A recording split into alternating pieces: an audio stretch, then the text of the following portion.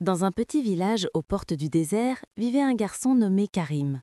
Chaque matin, il aidait son père à puiser l'eau du puits et à nourrir les chèvres. Mais ce qu'il aimait par-dessus tout, c'était grimper sur la colline rocheuse qui surplombait le village pour observer l'horizon infini. De là-haut, il pouvait voir les dunes dorées qui ondulaient comme une mer de sable, les oasis verdoyantes cachées entre les rochers et parfois, si la chance lui souriait, des animaux sauvages qui traversaient le paysage aride. Ce matin-là était différent. Le soleil se levait à peine, peignant le ciel de nuances roses et orangées, quand Karim aperçut une silhouette gracieuse au loin.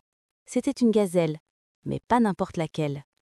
Son pelage brillait d'un éclat particulier, presque argenté sous la lumière matinale. Et elle semblait blessée. Elle boitait en essayant de suivre son troupeau qui s'éloignait rapidement vers le nord. Le cœur de Karim se serra. Sans réfléchir, il dévala la colline, ses pieds nus soulevant des nuages de poussière. Il courut à travers les buissons épineux et les pierres chaudes, guidé par un sentiment qu'il ne pouvait expliquer.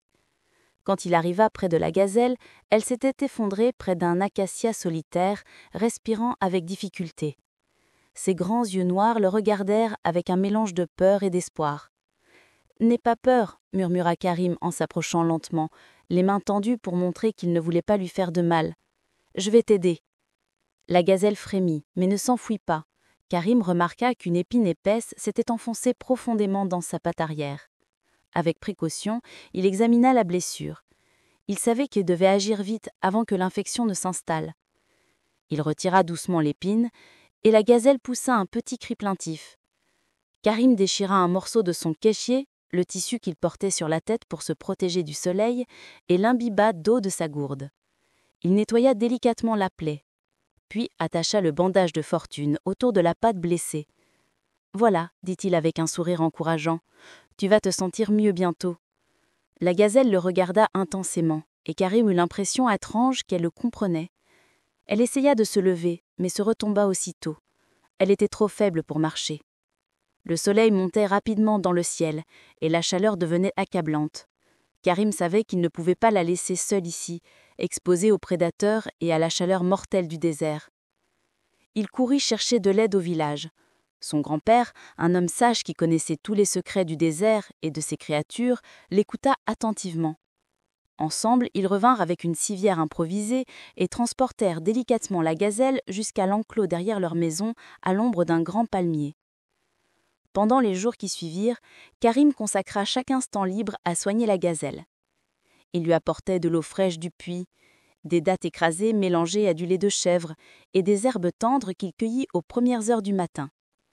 Il changeait son bandage quotidiennement, appliquant une pommade que son grand-père préparait avec des plantes médicinales du désert. Il lui parlait aussi, lui racontant des histoires sur sa vie, ses rêves de voyager au-delà des dunes et les légendes que son grand-père lui avait transmises. La gazelle, que Karim avait nommée Nour, ce qui signifie lumière en arabe, commença progressivement à reprendre des forces.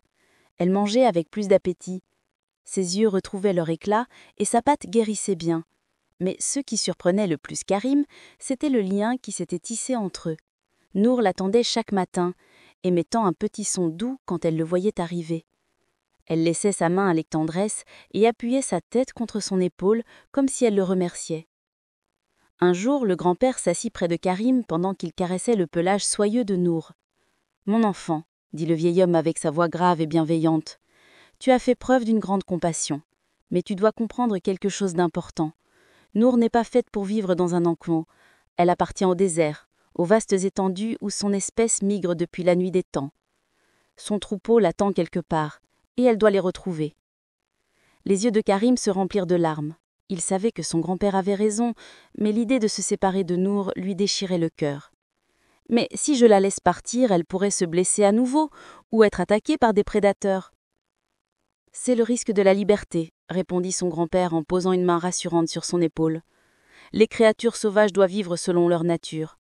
En la gardant ici, tu la protèges, mais tu lui voles aussi sa vraie vie. L'amour véritable, c'est parfois accepter de laisser partir ceux qu'on aime. » Cette nuit-là, Karim ne put dormir. Il réfléchissait aux paroles de son grand-père. Au petit matin, il prit sa décision. Il ouvrit la porte de l'enclos et s'agenouilla près de Nour. « Tu es guéri maintenant, lui dit-il en retenant ses larmes. Tu peux retourner vers tes tiens. Tu es libre. Nour le regarda longuement, comme si elle comprenait chaque mot. Elle frotta son museau contre la joue de Karim, un adieu tendre et affectueux. Puis lentement, elle sortit de l'enclos. Elle fit quelques pas, testa sa patte guérie, puis se tourna une dernière fois vers Karim. Leurs regards se croisèrent, porteurs d'une promesse silencieuse. Alors Nour s'élança. Elle courut d'abord prudemment, puis de plus en plus vite, sa silhouette gracieuse bondissant avec une élégance extraordinaire à travers le paysage désertique. Karim la suivit du regard jusqu'à ce qu'elle ne fût plus qu'un point argenté à l'horizon, se fondant dans les couleurs changeantes du lever du soleil. Les jours passèrent, puis les semaines. Karim reprit sa routine, mais il pensait souvent à Nour. Il se demandait si elle avait retrouvé son troupeau, si elle était heureuse, si elle se souvenait de lui. Un matin, 3 mois après le départ de Nour, Karim grimpa comme d'habitude sur sa colline pour observer le désert. Son cœur faillit s'arrêter. Là, au pied de la colline, se tenait Nour, accompagnée d'un magnifique mâle et de 2 petits gazons qui sautillaient joyeusement autour d'elle. Elle avait fondé sa propre famille. Nour leva la tête vers Karim, et leurs regards se reconnurent immédiatement. Elle y mit ce son doux qu'elle connaissait bien, un son de gratitude et d'amitié. Karim comprit alors que son grand-père avait raison. En libérant Nour, il ne l'avait pas perdue. Il lui avait offert la possibilité de vivre pleinement, et elle était revenue, non par obligation, mais par choix, pour lui montrer le bonheur qu'elle avait trouvé. Karim s'assit sur un rocher et regarda la petite famille de gazelles brouter paisiblement. Des larmes de joie coulaient sur ses joues. Il avait appris une leçon précieuse. La vraie amitié et la compassion ne cherchent pas à posséder, mais à donner la liberté. Et parfois, quand on laisse partir quelqu'un avec amour, on découvre que les liens véritables ne se brisent jamais, même à travers les plus vastes distances. À partir de ce jour, Nour et sa famille revinrent régulièrement près du village. Karim les observait de loin, respectant leur espace sauvage, mais son cœur débordait de bonheur. Il avait un ami dans le désert, un ami libre, qui avait choisi de maintenir ce lien précieux.